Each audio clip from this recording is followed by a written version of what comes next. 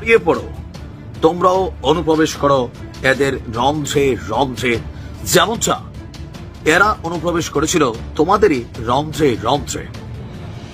নিশ্চয়ই এমন সাজেশন শেখ হাসিনা দিয়ে রেখেছেন বাংলাদেশ ছাত্রলীগ, যুবলীগ, আওয়ামী লীগের নেতাকর্মীদের। কারণ আওয়ামী লীগ সরকারের পতনের পেছনে যেই মানুষগুলো সবচেয়ে বড় ভূমিকা রেখেছে এরা প্রত্যেকেই ছাত্রলীগ, যুবলীগ অথবা অন্য কোনো দলের মধ্যে কানেক্ট ছিল। এদের মধ্যে অন্যতম সার্জিস, হাসনাত, আসিফ মাহমুদ সহ আরো অনেকেই।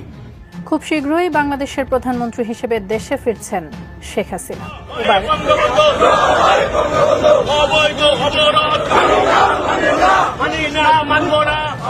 ফেরত আসবে, ভারতীয় সেনাবাহিনী নিয়ে ফেরত আসবে, দেখে রাখেন। আমার মনে হচ্ছে আখতারুজ্জামান ভাই গোপন কোন তথ্য জানে, সরকারের উচিত হবে তার কাছ থেকে তথ্য সংগ্রহ করা যে সেনাবাহিনী ভারতের বাংলাদেশের শেখ হাসিনাকে নিয়ে কেন প্রবেশ করবে, কিভাবে করবে।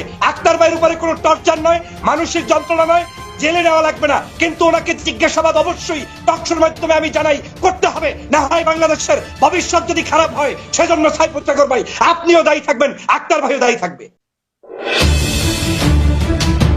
দ্বিতীয়বার ভারতীয় সেনাবাহিনী নিয়ে বাংলাদেশে ঢুকতে চলেছেন শেখ হাসিনা।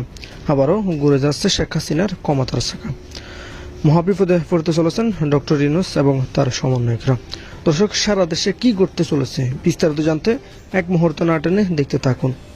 বিএনপি চেয়ারপারসনের উপদেষ্টা জয়নুল আবেদিন ফারুক বলেছেন, এই অর্জিত স্বাধীনতার মধ্য দিয়ে সামনের দিকে যে সরকার আসবে, সেই সরকারও যদি হাসিনার মতো এদেশে ফ্যাসিস্ট কায়েম করে, আমরা।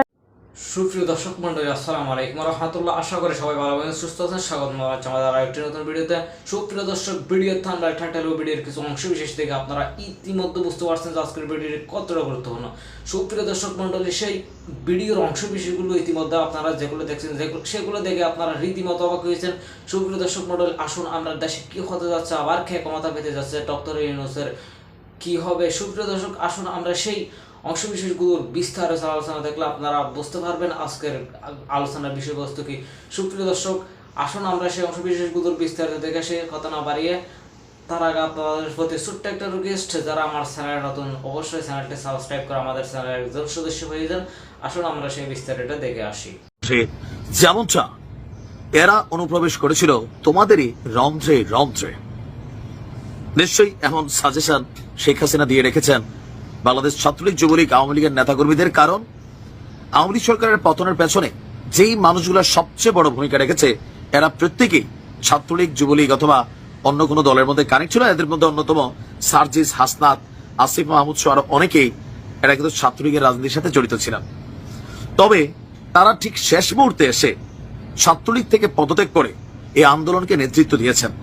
এখন তারা যদি একটা দলের এত বড় পদে চলে যেতে পারে, তারা যদি একটা দলকে নেতৃত্ব দিতে পারে, অভ্যুত্থান ঘটাইতে পারে, তাহলে ভাই ছাত্রলীগ করলেই এই বৈষম্য বিরোধী ছাত্র আন্দোলনের কোন একটা পদে সাধারণ একটা ছেলে যে ছাত্রলীগ করত সে পদ পাইলে সমস্যাটা কি?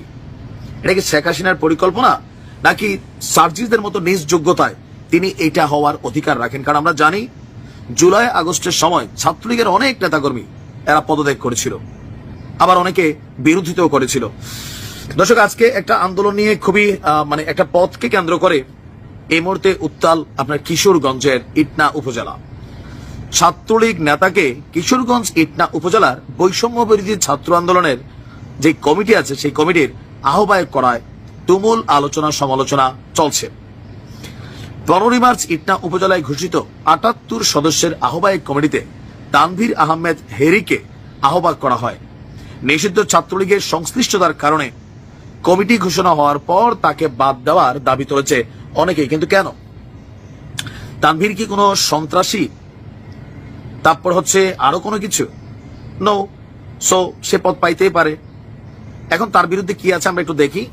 তানভীর আহমেদ হেরি ইটনা উপজেলার মৃগা ইউনিয়নের লাইন পাশা মীরবাড়ির ইব্রাহিম মিয়ার ছেলে। তিনি ইটনা উপজেলা মৃগা ইউনিয়ন ছাত্রলীগের সভাপতি প্রার্থী ও বঙ্গবন্ধু ভেটেরিনারি পরিষদ কেন্দ্রীয় কমিটির সদস্য। সে হয়তো পদত্যাগ করে নাই বা পদত্যাগ করছে, বা আমি জানি না তার অবস্থান কি। তো যাই হোক, এখানে নানান ঘটনা ঘটতে পারে। দেখেন, ছাত্রলীগের মধ্যে যে হারে অনুপ্রবেশ করেছিল শিবিরের পোলাপাইন, ছাত্রলীগ ঘুমেছিল। এখন বৈষম্য বিরোধীদের যে কমিটি হচ্ছে অনলাইনে অফলাইনে, সেখানে কিন্তু অনেক পোলাপাইন ঢুকছে। এদের মধ্যে অনেকে পরিচ্ছন্ন ইমেজের, বাট ছাত্রলীগ করতো এমন অভিযোগের কারণে শুধুমাত্র তাদেরকে বাদ দেওয়া হবে, এটাও কিন্তু উচিত না। যদি সে সন্ত্রাসী হয়, অপরাধমূলক কর্মকাণ্ড করে, দেন এটার হিসাবটা হয়তো আলাদা। আপনার কিশোরগঞ্জ জেলার ইটনা উপজেলার 78 সদস্যের আহ্বায়ক কমিটি ঘোষণার পর তানভীর আহমদ হেরিকে এই পদে থেকে এলাকার অনেকের মধ্যেই একটা নেগেটিভ ভাইব্রেশন হয়ে গেছে।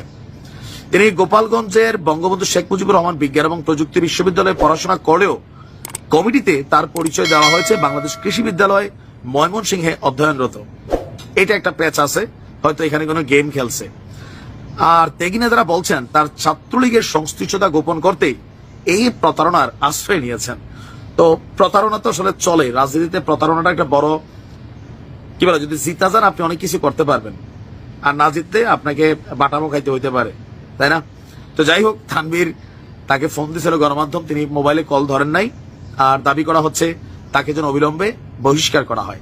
কেউ কেউ বলছেন যে এই মুহূর্তে ছাত্রদল, এই বৈষম্য বিরোধী আন্দোলন, জাতীয় নাগরিক পার্টি, তাদের দলগুলোকে ভারী করার জন্য তারা নতুন সদস্য কিন্তু কানেক্টেড করছেন, কন্টিনিউ। আর এর মাঝখানে কিন্তু চিপা চাপা দিয়া যারা ঢুকার তারা ঢুকে যাচ্ছে। আর আপনার কি মনে হয় যে আওয়ামী লীগ এরকম পরিকল্পনা করে নাই যে তোমরা আমাদেরকে যেমনি খাইছো আমরাও তোমাদের ভিতরে প্রবেশ করবো? 100% নিশ্চয় করছে, হইতেই পারে, আবার নাও হইতে পারে। ভালো থাকো। শেখ হাসিনা ফেরত আসবে, ভারতীয় সেনাবাহিনী নিয়ে ফেরত আসবে, দেখে রাখেন। আমার মনে হচ্ছে আখতারুজ্জামান ভাই গোপন কোন তথ্য জানে, সরকারের উচিত হবে তার কাছ থেকে তথ্য সংগ্রহ করা যে সেনাবাহিনী ভারতের বাংলাদেশের শেখ হাসিনাকে নিয়ে কেন প্রবেশ করবে, কিভাবে করবে। আখতার ভাইয়ের উপরে কোনো টর্চার নয়, মানুষের যন্ত্রণা নয়, জেলে নেওয়া লাগবে না, কিন্তু ওনাকে জিজ্ঞাসাবাদ অবশ্যই টকশোর মাধ্যমে আমি জানাই করতে হবে। না হয় বাংলাদেশের ভবিষ্যৎ যদি খারাপ হয়, সেজন্য সাইফুর সাগর ভাই আপনিও দায়ী থাকবেন, আখতার ভাইও দায়ী থাকবে। জি, এখন আমার কাছে আমার প্রশ্ন উত্তর এখনো এক কথায় পাইনি। আপনি যে কোশ্চেনগুলো তুলেছেন, আপনি কোশ্চেনগুলো তুলেছেন অল আর ভ্যালিড, আপনি মনে করেন যে আপনি সঠিক কথা বলেছেন, সঠিক প্রশ্ন করেছেন, কিন্তু তাকে এখনো বুঝতে পারছেন না আপনি চান কিনা যে আওয়ামী লীগের পালিয়ে যাওয়া অথবা দেশ ছেড়ে চলে যাওয়া তারা আবার ফেরত আসুক এবং তারা আবারও রাজনীতি পুনর্বাসন হোক অথবা সামনে নির্বাচন অংশগ্রহণ করুক। শেখ হাসিনা ফেরত আসবে, এই উত্তর আখতার ভাই দিতে পারবে না, এই উত্তর সে দেবে না, এই উত্তর সে দেবে না। শেখ হাসিনা ফেরত আসবে, ভারতীয় সেনাবাহিনী নিয়ে ফেরত আসবে, দেখে রাখেন। ওই স্বপ্ন দেখা বন্ধ করেন আখতার ভাই, ওই স্বপ্ন দেখা বন্ধ করেন। ঠিক আছে, ওইটার অপেক্ষায় আছেন, ওইটার অপেক্ষায় আছেন। ঠিক আছে, কিন্তু একটু ডক্টর ফাজিল হক আসবেন আপনার, না ঠিক আছে, একটু ডক্টর ফাজিল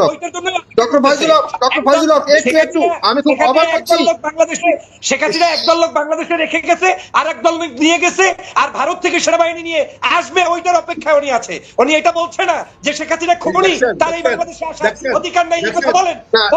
ঠিক আছে, একটু ডক্টর ফাজিল হক আমি আরেকটা প্রশ্ন করে ছাড়ি আপনার ডক্টর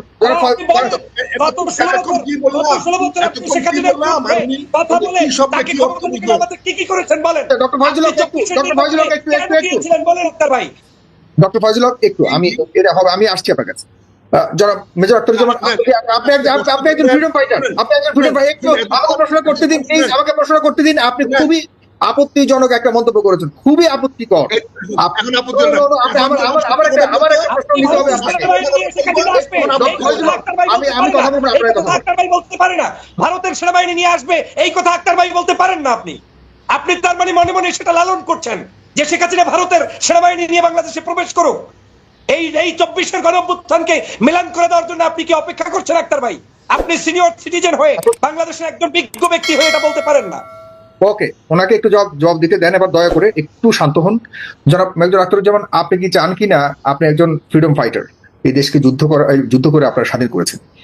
আপনি একজন রাজনীতিবিদও, একজন সাবেক সংসদ সদস্য, দেশকেও পরিচালনা করেছেন, বাংলাদেশ সেনাবাহিনীর একজন মেজর ছিলেন, মানে আপনি একজন মানুষ এতগুলি গুণের অধিকারী, এই দেশকে এবারের জন্য অনেকে, আমিও নিজেও ঈর্ষা করি, কিন্তু আপনি এখন এসে বলছেন পার্শ্ববর্তী কোন একটা দেশ, একটু আগে আপনি বললেন রাশিয়াকে আমরা কিছু করিনি, সে দুঃখে আপনি আছেন যে ইউক্রেনকে দখল করলো আধিপত্যবাদ বিস্তার করার জন্য, আপনি আফসোস করে বললেন। আর সেই আপনি প্রত্যাশা করছেন আমাদের বাংলাদেশকে যে 30 লক্ষ মানুষের রক্তের বিনিময়ে স্বাধীন করেছে, সেই দেশকে পার্শ্ববর্তী কোন একটা দেশ এসে, পার্শ্ববর্তী দেশের সেনাবাহিনী এসে সরাসরি আমাদের দেশে এসে, যেটা সরাসরি আন্তর্জাতিক অপরাধ না, এটা হত্যার শামিল, এরকম একটা ঘটনার মাধ্যমে শেখ হাসিনা আসবে, এটা আপনি প্রত্যাশা করছেন নাকি আপনি কোন ভিত্তিতে কথাটা বললেন? এক প্রশ্নের উত্তর দিবেন, পাশাপাশি আপনি কি চান কিনা এরকম হোক?